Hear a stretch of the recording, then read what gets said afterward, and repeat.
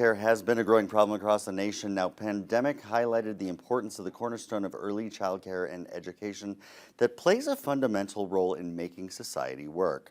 Our state reporter Valeria Fugate talked with an official and shares more on the issue and possible solutions.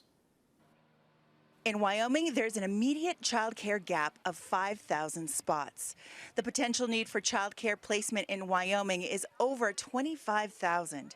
The Department of Family Services is looking at ways to help review regulations and create startup toolkits to help providers meet the need. Current hourly wage for child care workers is $12 an hour with no benefits or time flexibility, pushing many workers to other industries. There is always this push and pull between the rates that providers need to charge in order to pay their staff a living wage and in order to retain their staff with how much they can charge families and not overburdening families with the cost of care. Insufficient child care places more stress on families, adding the barrier of distance and higher costs. It also diminishes the available workforce, mostly women, who make up 50% largely in service and labor industries. Early care and education really transpires so many different sectors, from care to education to workforce development and staffing. The demand affects who can afford childcare, while childcare providers struggle with staffing and retention. We've seen through federal stimulus dollars that investment in childcare is a worthwhile investment, and it really produces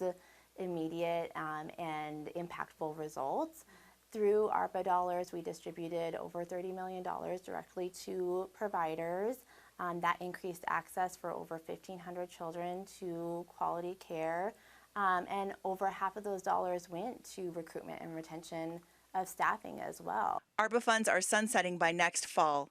Family Services is looking to supplement costs through a child care development block grant funding for sustainability. That's where communities come in and advocacy groups come in to say, this is really an important service for so many different areas, and we really need to elevate early care and education as a profession, and we really need to invest in early care and education. The Department of Family Services says they can't speculate if the grant will be enough to fill the child care gap, or if community and state stakeholders think it's a value to invest in.